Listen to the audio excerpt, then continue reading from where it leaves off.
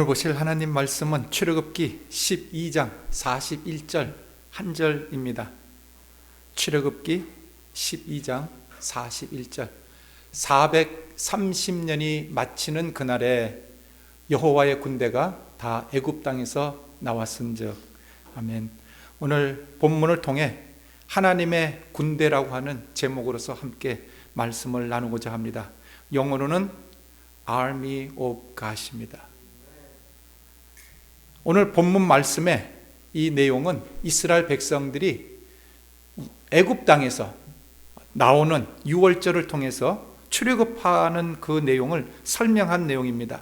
근데 이 말씀 가운데 우리의 시선을 사로잡는 단어가 하나 있습니다. 그것은 바로 애굽을 탈출하는 이스라엘 백성들을 향하여 하나님의 군대라고 하는 이러한 표현입니다. 이스라엘 백성들을 가리켜 백성, 지파, 민족, 나라 이러한 표현은 이해가 가지만 이제 막 애굽을 탈출한 이스라엘 사람들을 가리켜 군대라고 표현하는 것은 좀 특이한 표현입니다. 하지만 이 구절에서만 군대라고 이야기했다고 하면 혹 실수였지 않을까 생각을 하지만 그것이 아니라 출애굽에는 여러 번 반복해서 이러한 군대라고 하는 단어를 사용을 합니다. 출애굽기 6장 26절 이스라엘 자손을 그 군대대로 애굽 땅에서 인도하라. 출애굽기 7장 4절 내가 내 군대 내 백성 이스라엘 자손을 그 땅에서 인도하여 낼지라. 이 외에도 출애굽기 12장 17절 출애굽기 12장 51절 등에서도 동일한 표현을 하고 있습니다.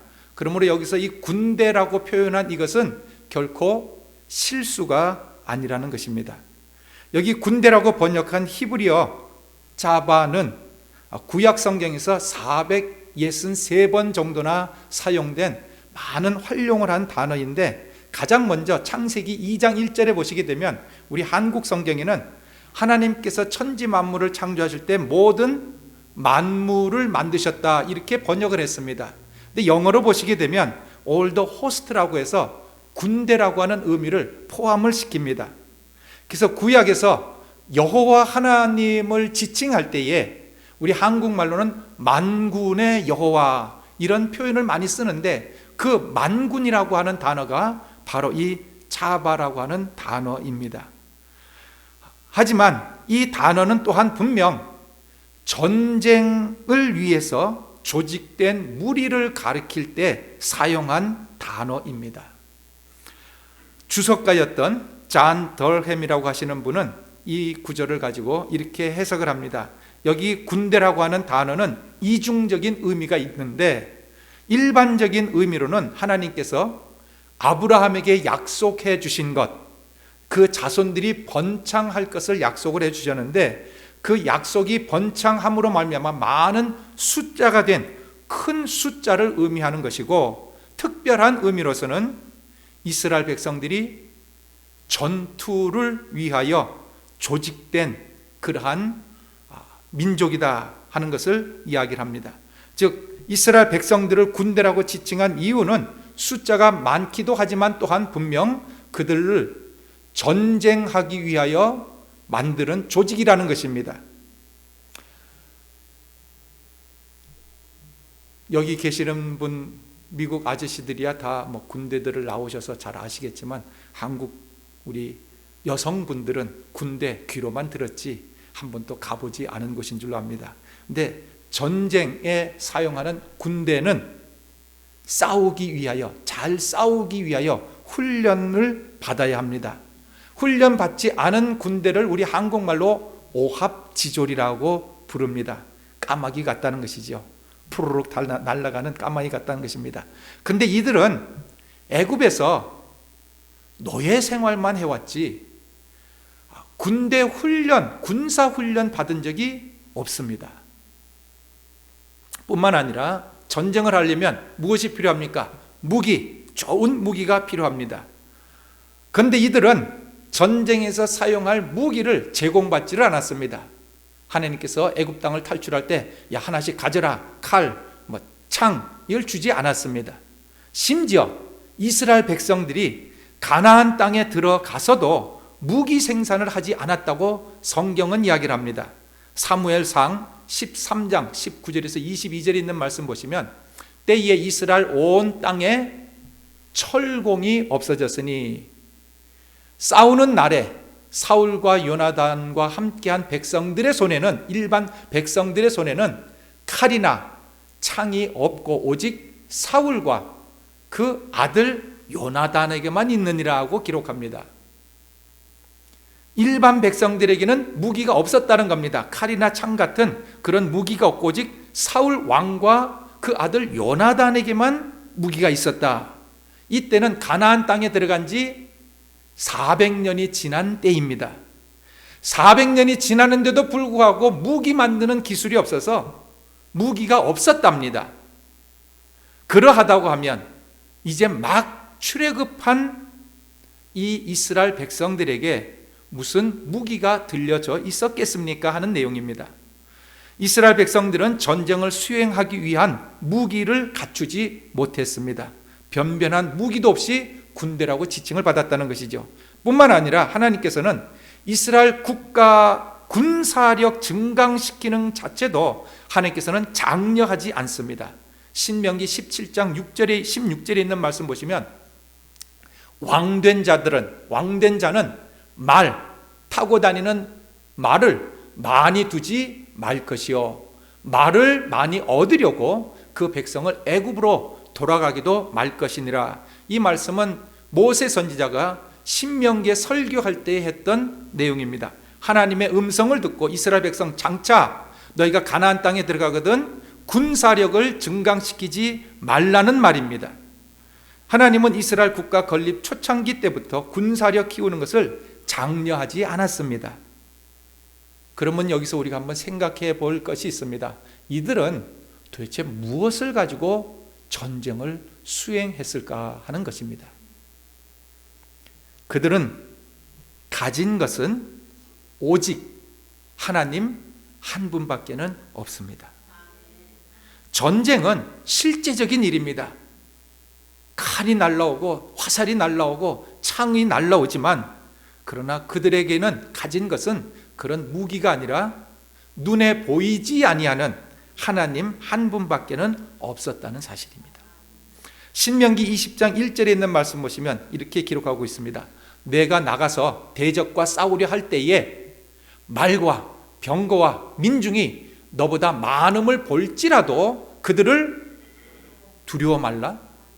애굽 땅에서 너를 인도하여 내신 내 하나님 여호와께서 너와 함께 하시느니라고 기록하고 있습니다. 하나님께서 그들에게 주신 무기는 하나님이 함께 하시겠다고 하는 이 약속 하나밖에는 없다는 겁니다. 그러나 이 약속이야말로 이 세상에 그 어떠한 무기보다도 더 강력한 무기입니다.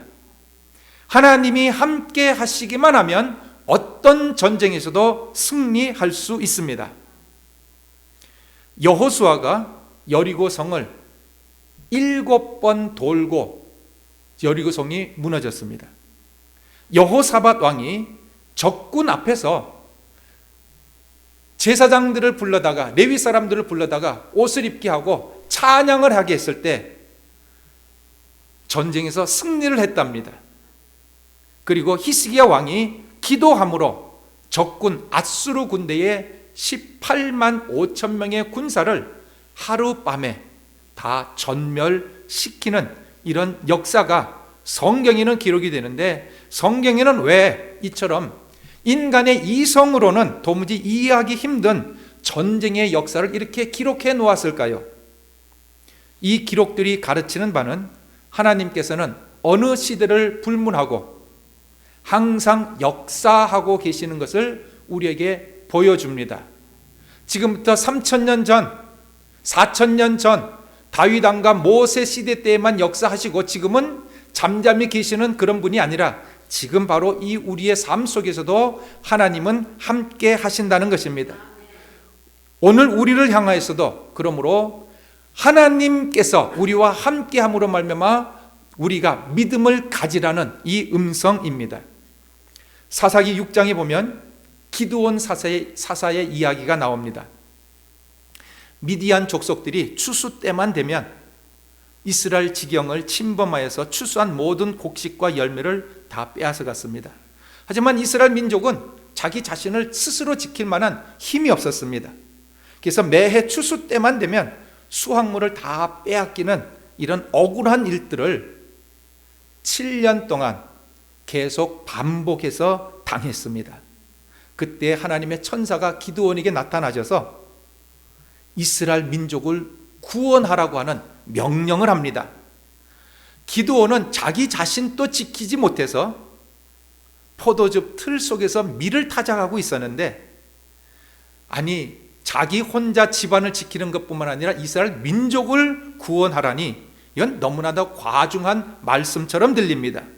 그리고 천사가 나타나서 자 싸울 무기를 주겠다, 이것만 휘두르면 적군이 물러간다, 그런 것도 없습니다. 오직 말씀만 했습니다. 말씀만 주어졌다는 겁니다. 하나님께서 기드온에게 임재하셨습니다. 내가 너와 함께 하겠다. 근데 실제적으로 환경은 바뀐 것이 아무것도 없었답니다. 하나님께서 기드온과 함께 하신다는 내적 증거, 즉 자기 마음에만 어떠한 변화가 있었을 따름이지 외형적으로 바뀐 것은 아무것도 없었습니다. 내적 증거라고 하는 것은 남은 알지 못합니다. 본인만 아는 것이지. 그러나 받은 자는 강한 확신을 가지게 된다는 것입니다. 환경은 바뀌지 않았지만 기드온의 마음은 바뀌었습니다. 하나님께서 우리에게 주시는 것은 바로 하나님께서 우리와 함께 하신다고 하는 이 확신입니다. 이것을 가지고 이 세상을 살아가는 것이고 하나님의 전쟁을 수행하는 군대가 되는 것입니다. 내 마음이 세상 풍랑을 보고 흔들리지 않고 약해지지만 않는다고 하면, 그리고 하나님을 모시고 살아갈 수만 있다면, 이것이 바로 하나님의 군대가 가져야 할 최고의 최상의 무기입니다. 눈에 보이는 것을 소유하려 하지 마시고 하나님을 마음에 모시게 되기를 부탁을 드립니다. 하나님은 비록 눈에 보이지 않아도 가장 강력한 힘이요, 모든 원수와 싸워서 승리할 수 있는 힘입니다. 일평생 전쟁을 많이 감당했던 다윗 왕은 시편 33편 17절과 18절에 이렇게 기록하고 있습니다. 많은 군대로 구원 얻은 왕이 없으며 용사가 힘이 커도 스스로 구하지 못하는도다. 구원함에 말, 병거 타고 다니는 말은 헛것이며 그 큰 힘으로 구원하지 못하는도다 하고 전쟁의 용맹이었던 다윗 왕이 이야기합니다. 아마 이 정도 다윗 왕 같으면 내 힘을 봐라 이렇게 이야기할 텐데 아니라는 겁니다. 자기가 한 것은 아무것도 없었고 오직 하나님만 의지했기 때문에 전쟁에서 승리했다 이렇게 기록하고 있습니다. 군대 수가 많고 힘 있는 용사들이 많다 해도 하나님을 감당할 수는 없습니다. 하나님께서 함께 하시기만 하면 모든 전쟁에서 승리할 수 있습니다. 이스라엘 백성들이 가진 무기도 없고 군사 훈련도 제대로 받지 못했지만 하나님의 전쟁을 수행하는 하나님의 군대라고 지칭해 주셨습니다. 그들은 세상적인 무기는 없지만 일반 군대처럼 질서정연하게 대열에 맞추어서 줄 서 있는 것, 우리 한국말로는 항오를 이룬다 하는 말로서 번역을 했는데, 군대들이 그냥 나가서 대열을 맞춰서 줄만 서 있으면 하나님께서 직접 전쟁을 수행해 주셨던 것입니다. 눈앞에 벌어지는 일, 적군이 와서 칼과 활과 창을 가지고 달려올 때에 마음에 두려워하지 아니하고 하나님만 믿고 그 대열에서 흔들리지 않고 가만히 서 있기만 하면 됩니다. 뒤로 도망만 안 가면 됩니다. 그러면 이스라엘 백성들이 전쟁에서 승리했다는 것입니다. 어떤 경우에는 하늘에서 우박을 내려서 사람이 죽인 숫자보다도 우박 맞아 죽은 숫자가 더 많답니다. 하나님은 오늘도 이처럼 믿음으로 하나님의 전쟁을 수행할 군대를 만들고 계십니다. 하나님은 강한 사람, 똑똑한 사람, 재력 있는 사람, 착한 사람을 부르시는 것이 아닙니다. 믿음으로 견고히 서서 하나님 말씀에 순종하여 하나님의 일을 할 사람을 지금 불러내고 있습니다. 인간의 재주와 힘은 다 빼버리고 오직 하나님의 능력을 세상에 나타날 사람을 지금 징집하고 있다는 사실입니다. 그래서 하나님께서는 자기 자신의 역사를 이루시고 또한 하나님 자신이 영광을 받으실 것입니다. 사람이 잘해서 이겼으면 사람이 칭찬받을 것인데 사람이 한 것은 아무도 없기 때문에 하나님께서 영광 받으실 것이라는 겁니다. 그러면 도대체 우리를 어디다가 쓰시려고 우리를 이렇게 전쟁으로 군인으로 삼아 주셨습니까? 우리 예수 믿는 성도들이 같이 맞서서 싸워야 될 그 적군, 어느 나라와 싸워야 됩니까? 이북? 일본? 한국 사람은 그 두 나라밖에 없죠. 설교 서두에서 설명드렸던 군대라고 번역한 히브리어 차바라고 하는 단어는 전쟁과 관련해서 사용된 단어이지만 또한 하나님의 성막 안에서 레위인들이 수행하는 직무와도 관련해서 사용된 단어입니다. 민수기 4장 23절을 보시게 되면 30세 이상으로 50세까지 회막 봉사에 입참하여 일할 만한 모든 자를 계수하라고 했는데, 이 여기에 회막 봉사라고 하는 이 봉사의 단어가 차바입니다. 그러니까 회막에서 군대 일을 할 사람을 뽑으라는 겁니다. 그 사람의 숫자를 계수하라는 것입니다. 하나님의 성막 안에 들어가서 하나님을 섬기는 일이 곧 군대를 의미했다는 것입니다. 하나님의 성막 안에는 우리가 잘 아는 대로 세 가지의 기구들이 있습니다. 하나는 떡상, 촛대, 분향단, 세 가지가 거기 들어있다는 것입니다. 제사장은 날마다 성막 안에 들어가서 이 세 가지 기구와 연관된 일을 하였고, 이것이 바로 하나님을 섬기는 일이었고, 이것이 바로 하나님의 군대라는 것입니다. 이 중 분향단은 하나님께 기도드리는 것이라고 우리는 알고 있습니다. 기도는 세상 모든 사람들이 다 알고, 예수 믿지 않는 사람 혹은 어떤 종교가 없는 사람이라 할지라도 기도는 압니다. 그러나 예수 믿는 사람들이 하는 기도와 세상 사람들이 하는 기도는 다릅니다. 이것을 우리가 알아야 합니다. 창세기 25장 21절에 보시게 되면 이삭이 결혼한 지 20년이 되었는데도 불구하고 아내 리브가가 잉태하지 못함으로 하나님께 기도를 드렸고, 하나님께서 이삭의 기도를 들으심으로 말미암아 자식을 주셨다는 내용이 나옵니다. 이삭이 그 아내가 잉태하지 못함으로 그를 위하여 여호와께 간구하매 여호와께서 그 간구를 들으셨으므로 그 아내 리브가가 잉태하였다. 이 구절, 자식 낳지 못하는 아내를 위하여 하나님 앞에 기도를 드렸더니 하나님께서 자식을 주셨다. 그래서 자식 못하는 사람들은 하나님 앞에 기도를 하라, 기도하면 자식 주신다, 이런 식으로 해석을 합니다. 전능하신 하나님, 못하실 일이 없으신 하나님, 자식 낳지 못하는 사람은 하나님 앞에 기도하라는 이런 교훈으로 가르칩니다.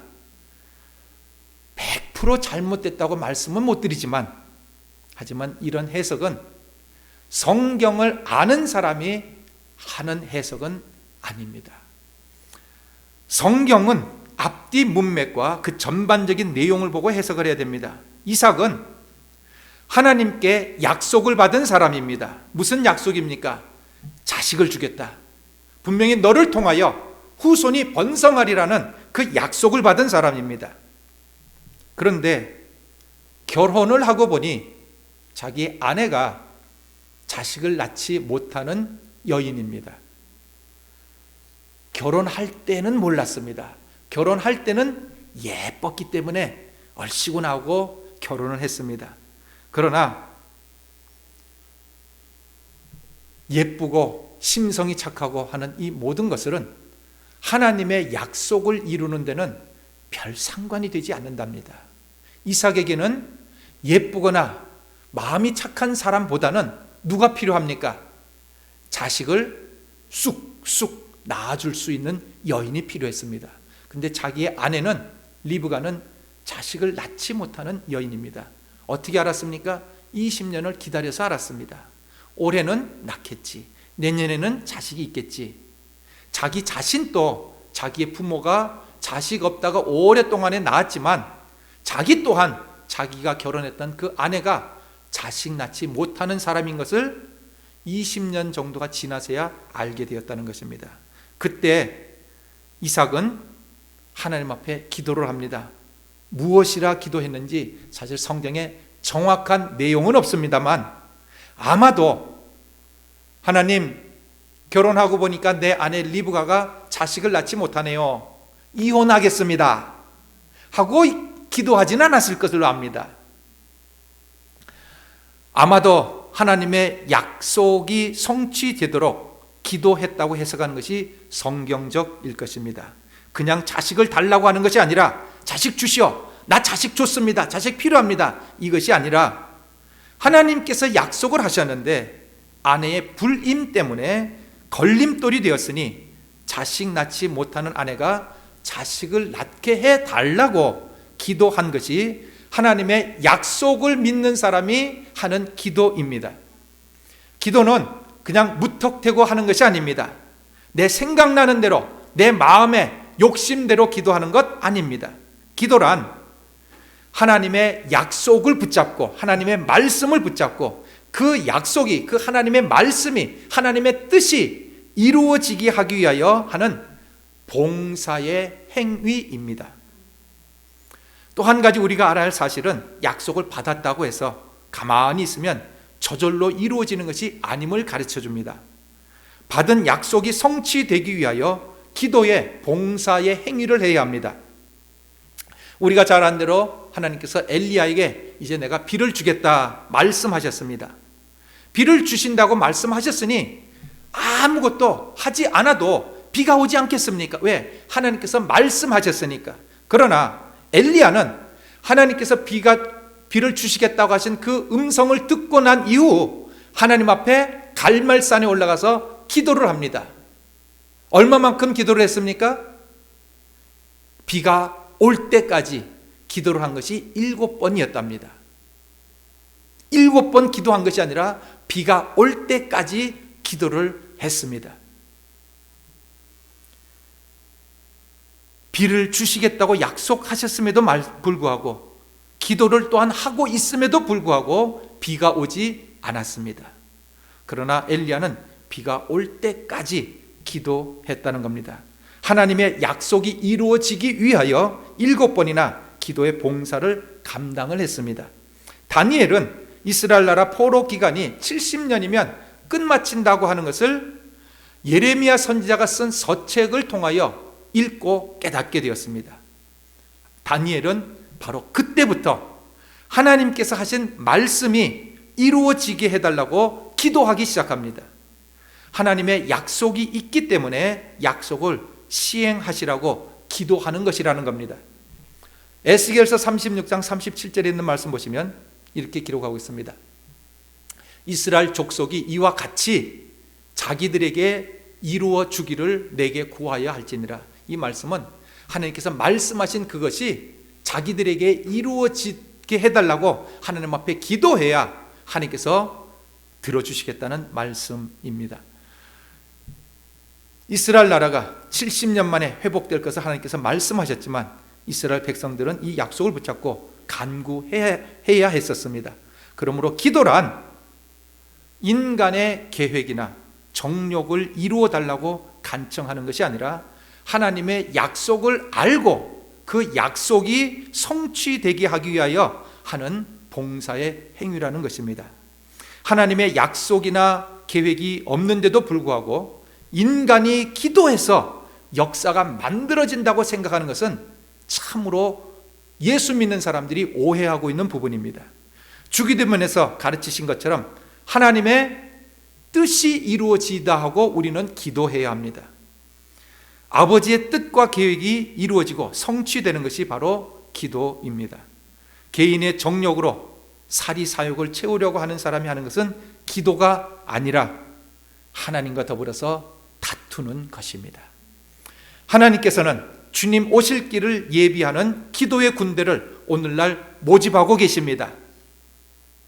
지난 주일 저희가 재림을 준비하는 성도라는 말씀을 저희가 한번 상고해 보았습니다. 주님 오시옵소서. 그러나 그 주님께서 오시는 길을 미리 예비하랍니다. 초림하시는 예수님의 길을 예비했던 세례 요한처럼 재림하시는 예수님의 길을 예비하는 하나님의 군대를 지금 하나님께서는 부르고 계십니다. 기도의 봉사의 일을 감당하는 군대를 만들고 계십니다. 하나님의 부르심을 받은 하나님의 군대는 들으시고 일어나시게 되기를 바랍니다. 이 자리는 나의 개인의 사리사욕을 부르짖기 위하여 있는 장소가 아니라 하나님께서 말씀하신 그 약속의 말씀을 이루어지게 하기 위하여 이 자리에 나와서 하나님 앞에 봉사하는 자리입니다. 나의 소원 다 응답받았다고 땡 끝나는 것이 아닙니다. 그는 세상 사람입니다. 하나님의 백성은, 하나님의 군대는 하나님의 집에 나와서, 하나님의 성소에 나와서 주님 재림하실 길을 예비하고 준비하기 위하여 봉사의 일을 하는 사람입니다. 이 사람을 위하여 하나님께서는 지금 부르고 계십니다. 이 말씀을 듣고 이 자리든 골방이든 하나님 앞에 봉사하는 군대가 되어지시기를 바랍니다. 분명 예수님 재림하실 때 통곡할 사람도 있고 기쁨으로 영광을 받게 될 사람도 있을 것입니다. 누가 통곡하고 누가 웃게 될 것입니까? 주님께서 분명히 말씀하시기를 지금 우는 자들은 웃게 될 것이고 지금 웃고 있는 사람은 그때 가서 울게 될 것이라고 말씀하셨습니다. 세상 물질과 영광에 취해서 정신 차리지 못하는 어리석은 사람이 되지 마시고 하나님께서 맡기신 사역을 충성스럽게 감당하시는 하나님의 군대가 되시기를 주의 이름으로 축원을 드립니다. 기도드리겠습니다. 하나님, 보잘것없는 존재였던 저희를 불러 하나님의 군대로 만들어주심 감사를 드립니다. 세상에서 들려오는 흉흉한 소식 때문에 두려워 뒤로 물러가지 않는 담대한 마음을 주시옵시고 하나님께서 맡기신 직분을 지키는 용맹한 군사 되게 하옵소서. 주님 오실 날을 사모하며 기다리는 심령 되게 하옵소서. 예수님 이름으로 기도드립니다. 아멘.